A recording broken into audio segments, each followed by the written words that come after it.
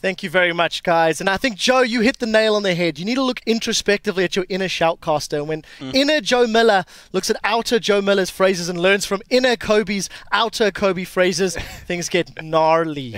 Right, let's get serious. Samsung White's expected result, fairly one-sided win. It felt like there was little to nothing that Edward Gaming could really do in that game. Samsung White just steamrolled him. Yeah, and one thing that I want to highlight here too is the Fizz pick from Pawn. And what's so interesting about this pick is that he hasn't played it in a while. And back when he had his former ID of OneSuck, when he played on MIG Blitz, which was like kind of an amateur up-and-coming team coached by Woong, he was known as a Fizz main. And I haven't really seen him on it, but he was a god on that champion back then. And so this is yet another pick from Samsung White, and that just sows even more doubt in TSM's mind now. I mean, at the same time, like, they could have kind of picked whatever they wanted at this point. Like, they realized how strongly they beat EDG last time. They realized there's nothing for them to play. They get first place in the group regardless. So you are right that his Fizz is going to be good, and yeah, okay, he went 10-1-4, but I wonder how much of that is just flexing versus actually saying, you know, here's our champion pool we're going to bring up against someone like Blue or Shield. Or Talking about flexing, pull the first replay up onto your screens. It does really summarize the flow of this game. Freak, you can actually talk us through it. Yeah, so it's basically these guys playing hyper-aggressive over and over just because they can. Go ahead and roll the clip out. It's basically Samsung White saying, hey, we can take a group. I love this Mata Tornado, by the way. Channels it from behind the wall in Fog of War. Then everyone just kind of dives in together. It is a very coordinated team, but this is now a team with a giant gold lead, and they're just going to simply walk forward at you. You've got really good individual duels here as well. Imp goes crazy, of course, even gets to clean up a kill at the end of it all, but it just shows you the team fight prowess. Pawn gets away. Unfortunately, a slight miss by you here to not track him either. I think Imp gets one more. Yep, Imp chases someone down, right? They even keep track of where the retreats go. And Expunge walks away. Yeah, just a gorgeous fight, too. If you look at, there are so many knockups on the composition of Samsung White, and it's one of those CCs that can't be lowered by tenacity. And when they chain them together so well, when you have the Tornado, you have the Jarvan knockup, you have the Fizz knockup, and they all come in boom, boom, boom, right after one after another, it's almost impossible to win a team fight in a choke like that. Yeah, I completely agree. We do have another replay. This is one that really impressed Crumbs, and it's one that's going to strike fear into the heart of every other team that faces off against Samsung White. Crumbs, tell us why. This one is ridiculous. You know, when you see a Korean team, they tell you, oh, you know, they're mechanically, we're just as good as the rest of the world. But when you put that mechanical skill and it's in harmony with each other, the kind of thing that you're about to see is what happens. So roll the clip out, and Crumbs, talk us through what really impresses you. Fizz goes in, dies with the Flash E. Jarvan follows up from like miles away, and then the entire team just takes over. Like, they take a 5-for-0 ace in here.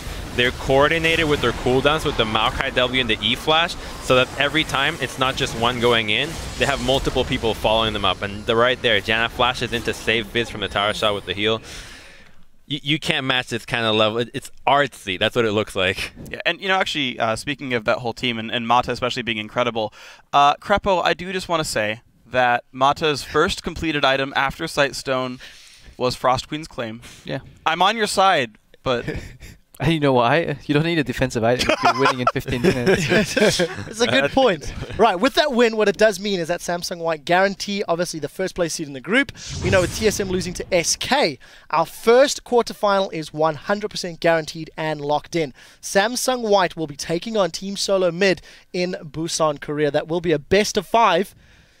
3 matches. 3 matches? You're calling it that much? I mean, let's face it. It's a long time between now and then for TSM. Yeah, White's just been looking so good though. I don't know what TSM can even fix.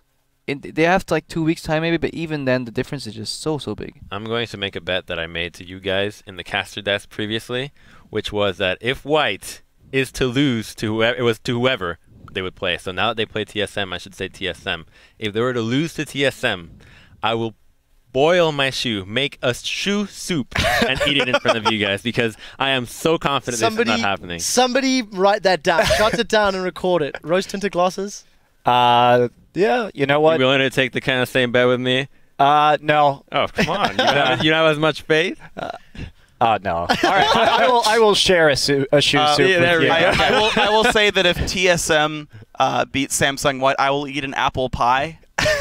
A whole pie in one sitting. Well, I mean, for me, like coming in here, Like, you know, I think it's going to be a 3-1.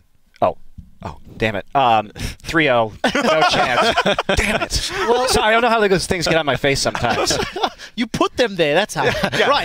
The other consequences of this game is, of course, that with EDG's loss, we do have that second seed tiebreaker match with AHQ coming up in a moment or two. While the teams are getting ready, I believe there's a coin toss to determine who's going to get which side.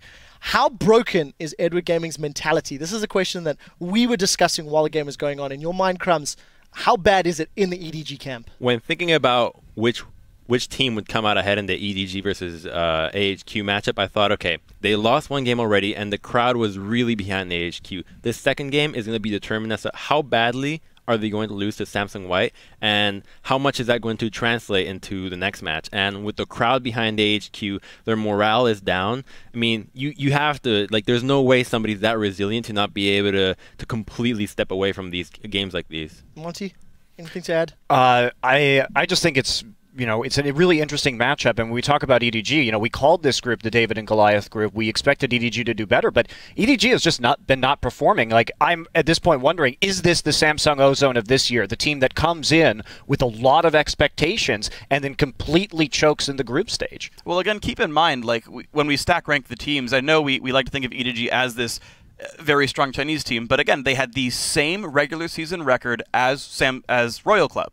Exact same record, actually was down to them 1-3 in the head-to-head. So it's like they're not heads and shoulders against these other Chinese teams. And again, we look at Royal Club like, yeah, they're pretty good, but we didn't think they had a chance against Samsung White either. So I don't think you can say Edward are necessarily actually that incredibly strong. At the same time, though, they were very much a victim of their own composition last time. They played a slow pole comp and they just didn't respect their power spike. I think if they just go for a more meta game composition, their strengths will shine through and they should be able to beat HQ. Yeah, I kind of share the same opinion. I actually just want to update everybody and take a look at the standings graphic really quickly for both of these groups A and B, which are drawing nearer to being completed. Group A, of course, Samsung White 6-0, and there's the tie. AHQ and Edward Gaming 3-3, and because they split their head-to-head 1-1, that is why we're going to be having that tiebreaker match. The other side, you do have Starhorn Royal Club, who, in my mind, have looked better than Edward Gaming in arguably a more competitive group. You know, you can put that to the test however you like. But it's interesting to see how these two Chinese squads have fared in the opening 4 days of Worlds. Yeah, initially we all had the notion that whoever comes out of Group A is going to smash and crush whoever makes it out of Group B. But this is definitely the one match that could have been close, which is why I think TSM is going to be really sad that they didn't get a chance to get that #1 seed, because playing against #2 seed in Group A actually gives you a chance to get out. White, on the other hand, looks so strong. Yeah, and it's really interesting as well. Like, you think about the SK story, how unfortunate Svenskaren's actions were, because once Svenskeren was able to play with the lineup, they beat TSM and they beat TPA, whereas they lost to them when it was Gilius playing. And it's like all the SK fans are like, you know, I'm really sorry you did that, because you ruined one of the European hopes to get in the quarters. Yeah, that's definitely the truth. Crepo, final thoughts before we move on?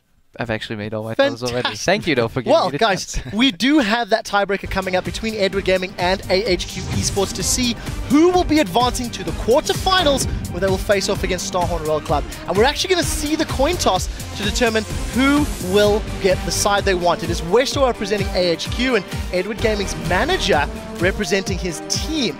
So that is one of the referees, Tizza, just explain the rules to both of the squads, as we're about to see the magical coin toss Anytime now. We'll get there. Come on, JT, he's flicked it. All right, this is not a catch and flip style. I don't know if the camera can zoom that far. EDG actually have won, and they will be selecting, I think that was blue side, if I read JT's lips correctly. So it is blue side, guys. We will be bringing you that match after this short break.